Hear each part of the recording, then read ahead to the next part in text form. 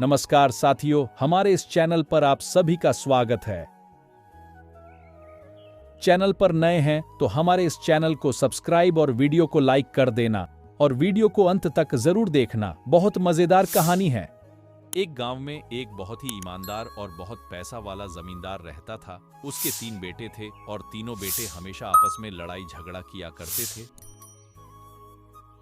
ये देखकर जमींदार को बहुत चिंता हुआ करती थी। एक दिन जमींदार ने बैठे बैठे यह सोचा कि अगर मेरे मरने के बाद भी मेरे तीनों बेटे लड़ते रहे तो तीनों का क्या होगा, और यह तो अलग अलग होकर बहुत कमजोर हो जाएंगे। यह बात सोचकर उसे बहुत ही दुख हुआ। वह यह सोचा रहा था कि क्या किया जाए और उन्हें कैसे मिलाया जाए। तभी उसे अचानक एक तरकीब सूझी और उसने तीनों बेटों को एक जगह बुलाया और कहा, यह देखो, एक लकड़ी का गट्ठर है, तुम इसे तोड़ो। पहले बेटे ने तोड़ने की कोशिश की लेकिन उससे नहीं टूटा। दूसरे बेटे ने भी तोड़ने की कोशिश की लेकिन वह लकड़ी का गट्ठर नहीं टूटा। जब बारी तीसरे बेटे की आई तो वह अपनी जान लगा दिया लेकिन लकड़ी के गट्ठर को नहीं तोड़ पाए।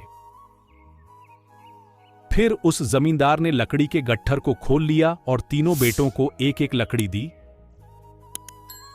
तीनों बेटों ने एक एक टुकड़े को आसानी से तोड़ दिया। फिर जमींदार ने उन्हें और एक एक लकड़ी दी, फिर और।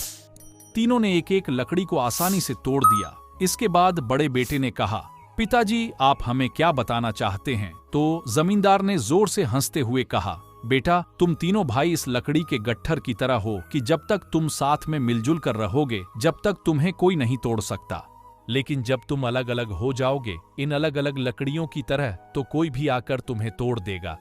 यह सुनकर तीनों बेटों को बात समझ में आ गई। तब से तीनों बेटे एक साथ मिलजुल कर रहने लगे और आपस में कभी झगड़ा नहीं करते थे।